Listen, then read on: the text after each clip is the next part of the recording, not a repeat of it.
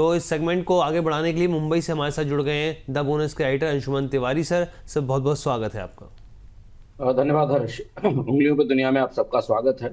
1 अगस्त की तारीख करीब आते आते अमेरिका के साथ व्यापार संधियों की गति पूरी दुनिया में धीमी पड़ रही है। और अब दुनिया के देश और व्यापार निवेशक अ, उन 7-8 दिनों के बाद के दौर की तैयारी कर रहे हैं जब डोनाल्ड ट्रंप के टैरिफ पूरी दुनिया में लागू हो जाएंगे, क्योंकि अगर अमेरिका के वित्त के वाणिज्य मंत्रालय की या वाणिज्य मंत्री की बात पे भरोसा करें तो 1 अगस्त के बाद की डेडलाइन में कोई बढ़ोतरी होने की संभावना नहीं है। और ऐसी स्थिति में व्यापार संधियां धीमी पड़ रही हैं और डॉलर एसेट्स से निवेशकों की निकासी पूरी दुनिया में बढ़ रही है। शुरू करते हैं आज का सफर। और महत्वपूर्ण खबर है जो अमेरिका और यूरोपीय संघ के बीच है। अमेरिका और यूरोपीय संघ की व्यापार वार्ताएं दरअसल टूटती दिख रही हैं। ट्रंप ने 30% की टैरिफ की धमकी दी है, जिससे ईयू और यूएस की व्यापार वार्ताएं प्रभावित हुई हैं। ईयू अमेरिका के खिलाफ अपनी नीतियों को और सख्त करने पर विचार कर रहा है, जवाबी टैरिफ की तैयारी कर रहा है।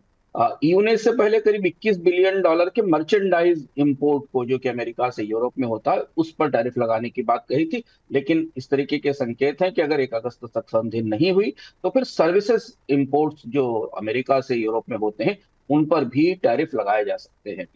ट्रंप और ब्राजील के रिश्ते खराब हो रहे हैं। ट्रंप ने ब्राजील पर जो 50% टैरिफ लगाया था, इसके अलावा बोल्सोनारो के पर जो कानूनी जांच चल रही है, उसको लेकर वार्ताएं मुश्किल में है।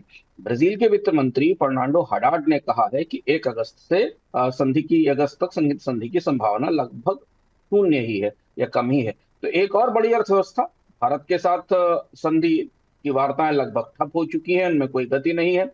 यूरोपीय समुदाय के साथ कोई यूरोपीय संघ के साथ बातचीत टूटने के कगार पर है। ब्राजील के साथ कोई संभावना बनती नहीं दिख रही। कोरिया और जापान के साथ वैसे ही वार्ताएं स्थगित हैं। ये आज का अपडेट है वार्ताओं को लेकर, जबकि आज हम 22 तारीख को हैं और 1 तारीख को से ट्रंप के नए टैरिफ प्रभावी होंगे। इधर दूसरी तरफ दुनिया के अन्य हिस्सों में कुछ नए गठजोड़, नई तैयारियां चल रही हैं। 24 जुलाई को बीजिंग में 25वां ईयू चाइना समिट होने वाला है, जहां व्यापार विवादों पर चर्चा होगी। ईयू चूंकि अमेरिका से निराश है, फ्रस्ट्रेटेड है और टकराव की स्थिति है, इसलिए चीन और ईयू के रिश्तों के की दृष्टि से ये बेहद महत्वपूर्ण बैठक होगी, क्योंकि चीन बड़ा सप्लायर है और ईयू बड़ा बाजार है। शी जिनपिंग ईयू के नेताओं की मेजबानी करेंगे, जिसमें रेयर अर्थ जैसे मुद्दे, चीनी सामानों के ईयू बाजार में डंपिंग के मुद्दे भी चर्चा पर होंगे। इधर एक और वार्ता शुरू होने की संभावना है इस सप्ताह शुक्रवार को। वो ईरान की, फ्रांस और जर्मनी और यूके के साथ होगी परमाणु समझौते पर। अमेरिका के साथ तो ईरान की वार्ताएं नहीं शुरू हो पा रही हैं, लेकिन यूरोप के देशों के साथ एक वार्ता शुरू होने का संकेत है। और ईयू का रुख इसमें अहम रहेगा, और अगर इसमें कोई वार्ताएं बनती हैं तो इससे मध्य पश्चिम एशिया में शांति की उम्मीद की जा सकती है। इधर अमेरिका में डोनाल्ड ट्रंप ने अपनी इमिग्रेशन पॉलिसी के तहत सख्ती बढ़ा दी है। होटल्स में और बाकी जगह लोगों के बैकग्राउंड्स चेक किए जा रहे हैं, जो कर्मचारी वहां काम कर रहे हैं। युद्ध के एक और मोर्चे की तरफ चलते हैं। रूस और यूक्रेन में नई शांति वार्ता की संभावना बनती दिखाई दे रही है। हालांकि जो मसौदे का प्रस्ताव है उसमें बड़ा विरोधाभास है, और रूस के इस प्रस्ताव पर अभी अंतर्राष्ट्रीय कूटनीतिक बहुत भरोसा नहीं कर पा रहे। इसराइल के मध्य गाजा शहर में इसराइल ने मध्य गाजा के शहर में डेर अल बलाह में हमला किया है। ये शहर अभी तक बचा रहा था इसराइल के हमलों से गाजा में, लेकिन इसराइल को ये शक है कि हमास के ठिकाने हो सकते हैं। तमाम कोशिशों के बावजूद गाजा पर इसराइल के हमले रुक नहीं रहे हैं और शांति वार्ताएं लगभग ठप है। दुनिया के मैक्रो आंकड़ों में कई महत्वपूर्ण आंकड़े हैं। जैसा मैंने शुरुआत में बताया था कि सिटी बैंक की एक आज रिपोर्ट आई है, जिसने बताया है कि हाल के महीनों में विदेशी निवेशकों ने करीब करीब $100 बिलियन का इन्वेस्टमेंट यूरो जोन के बॉन्ड्स में या डेट में किया है। ये खासा महत्वपूर्ण है और ये पैसा डॉलर एसेट से निकाला गया है। इसे 1 अगस्त के बाद दुनिया के वित्तीय बाजारों में जो बदलाव हो सकते हैं, हाँ, डॉलर को लेकर अमेरिका के बॉन्ड की, अमेरिका के ट्रेजरी की क्रेडिट रेटिंग को लेकर उसकी तैयारी के तौर पर देखा जा रहा है। चीन एक बड़ा नया इंडस्ट्रियल एक्शन प्लान लाने जा रहा है। पूरी दुनिया की निगाहें उस पर है और आज हमने इसका असर कमोडिटी बाजार पर भी देखा कल शाम को, जिसमें हम आगे जिक्र करेंगे। चीन अपने मशीनरी, ऑटो और इलेक्ट्रिकल इक्विपमेंट का उत्पादन बढ़ाने के लिए एक नया एक्शन प्लान जारी करने वाला है। चीन की तैयारी अब सामान्य उत्पादों से हटकर प्रीमियम उत्पाद बनाने की है, और जिसमें पुराने सारे जो तकनीकी व्यवस्थाएं हैं और प्रोसेसेस हैं उनको बदला जाए। चीन एक और काम कर रहा है, अपने घरेलू बाजार में खपत बढ़ाने के लिए, लोगों को ज्यादा खर्च करने के लिए करने के लिए तरह तरह के थीम पार्क्स विकसित कर रहा है, जहां लोग आए और पैसा खर्च करें और देश की अर्थव्यवस्था को थोड़ी गति मिले। हांगकांग की मुद्रास्फीति कमजोर दिख रही है, मांग कमजोर है और क्षेत्रीय व्यापार में नरमी है। यूके के 10 साल के बॉन्ड की यील्ड 7 सप्ताह की ऊंचाई के बाद अब नरम होती दिखाई दे रही है। इधर जापान में राजनीतिक अस्थिरता के बावजूद, नई राजनीतिक पार्टी के उभार के बाद और उच्च सदन में सरकार का बहुमत खत्म होने के बाद भी प्रधानमंत्री इशिबा के पद पे बने रहने की संभावना, और इसे देखते हुए जापान के शेयर बाजार में थोड़ी स्थिरता दिखाई दे रही है। आज कमोडिटी बाजार में कई महत्वपूर्ण घटनाक्रम है। ग्लोबल जोखिम के कारण सुरक्षित निवेश की मांग फिर बढ़ी है। सोना 5 सप्ताह के सबसे ऊंचे स्तर पर है, करीब $3388 के आसपास था सुबह। चीन में, जैसा मैंने कहा कि चीन का नया एक्शन प्लान आ रहा है, उसका असर हमें ग्लोबल कमोडिटी बाजार पर दिखा है। बुनियादी ढांचे की मांग बढ़ने के कारण स्टील की कीमत करीब 3 महीने के सर्वोच्च स्तर पर पहुंच गई है। आयरन ओर की कीमतें भी करीब 7 महीने की ऊंचाई पर है। इधर ईयू के रूस पर प्रतिबंधों से आपूर्ति पर कोई असर पड़ने की संभावना नहीं दिख रही है। ओपेक की कटौती का भी ओपेक के उत्पादन में बढ़ोतरी का असर भी बाजार में है, और इसलिए ब्रेंट की कीमतों पर दबाव और गिरावट दिख रहा है। एक खबर भारत से आई है, संकेतों के आज दिन में विकसित होगी, डेवलप होगी, तुम्हें पता चलेगा। ब्लूमबर्ग ने बताया कि अच्छे उत्पादन की संभावनाओं के कारण भारत ने चीनी का निर्यात फिर शुरू करने की तैयारी की है, और कई महत्वपूर्ण है, तो इसका असर भारतीय बाजार में चीनी की कीमतों पर और अंतर्राष्ट्रीय बाजार में भी चीनी की आपूर्ति पर दिखाई दे रहा। एक और महत्वपूर्ण खबर भारतीय महाद्वीप से कमोडिटी की दृष्टि से और कूटनीति की दृष्टि से महत्वपूर्ण है।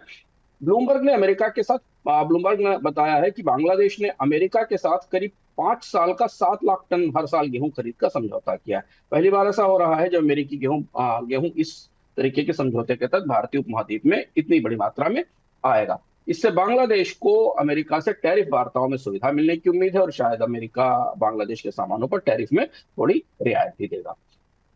क्रिप्टो बाजार में घटनाक्रम तेज है। जीनियस एक्ट पास होने के बाद कई कंपनियां क्रिप्टो बाजार में अलग तरीके से सक्रिय हैं। क्रिप्टो के दिग्गज हैं क्रैकेन, पेंटेरा और ब्लॉकचेन.com। इनके इनके समर्थन से बनी कंपनी ईथर मशीन अब स्पैक के जरिए नेस्डेक पर लिस्ट होने जा रही है। इस पर यह करीब 1.6 बिलियन डॉलर जुटाएगी। ये एक और लिस्टिंग होगी जो किसी क्रिप्टो कंपनी के नेस्डेक पर होने जा रही है। इधर जीनियस एक्ट पास होने के बाद इंस्टीट्यूशनल इन्वेस्टमेंट से इथेरियम और बिटकॉइन की कीमतों में तेजी है, और इसके कारण जो क्रिप्टो से जुड़े हुए स्टॉक्स हैं उनमें उछाल आया है।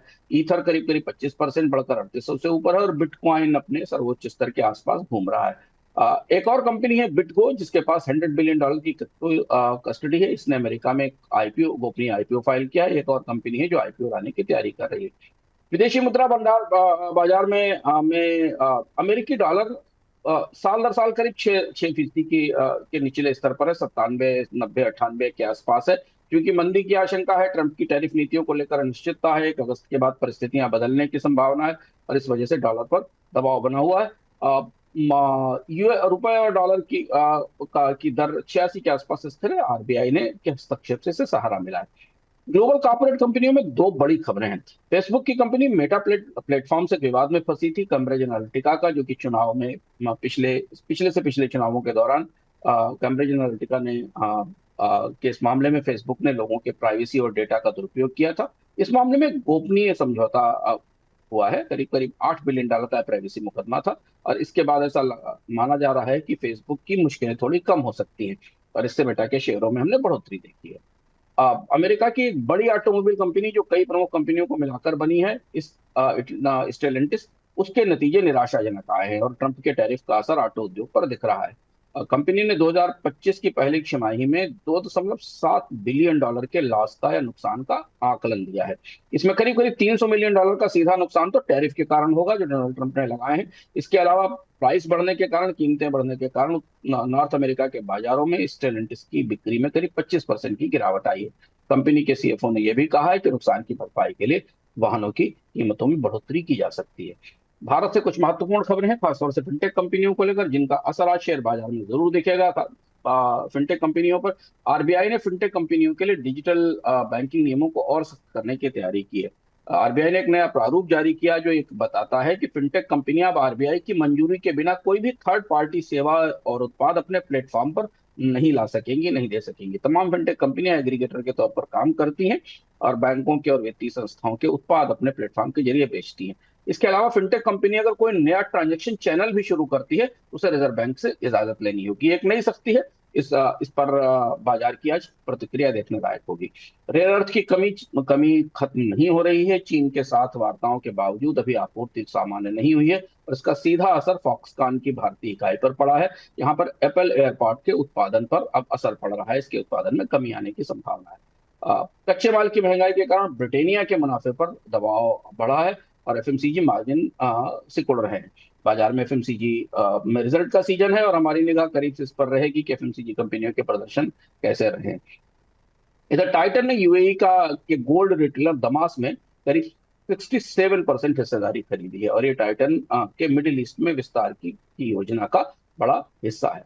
अगले 24 घंटे में जो 2-3 महत्वपूर्ण घटनाक्रम है जिन पर बाजार की नजर रहेगी, वो एक तो यूरो एरिया का इंडस्ट्रियल कॉन्फिडेंस इंडेक्स आएगा। ईयू के प्रतिबंधों पर ब्रेंट कैसे प्रतिक्रिया करता है देखना होगा। इसके अलावा ईयू और चीन के शिखर सम्मेलन की तैयारियों पर भी निगाह रहेगी, क्योंकि चीन की तरफ से इसकी तैयारियों को लेकर और संकेत दिए जाएंगे। इसके अलावा ईयू और अमेरिका की व्यापार वार्ताएं भी बिल्कुल नाजुक मोड़ पर हैं। यहाँ से वार्ताएं टूटने की संभावना दिख रही है। अगर वहां से कोई अपडेट आता है तो उसका भी असर बाजारों पर पड़ेगा। भारत और अमेरिका के बीच व्यापार वार्ताओं को लेकर परिस्थितियां अभी संधि की तरफ बढ़ती नहीं दिखाई दे रही हैं। बाकी भारतीय बाजारों के लिए आज रिजल्ट का सीजन है और रिजल्ट के सीजन में बाजार का रुख प्रमुख कंपनियों के नतीजों पर और गाइडेंस पर निर्भर करेगा। उंगलियों पर दुनिया में आज मुंबई से इतना ही। वापस चलते हैं नोएडा हर्ष के पास। बहुत बहुत धन्यवाद सर तमाम खबरों का विश्लेषण करने के लिए।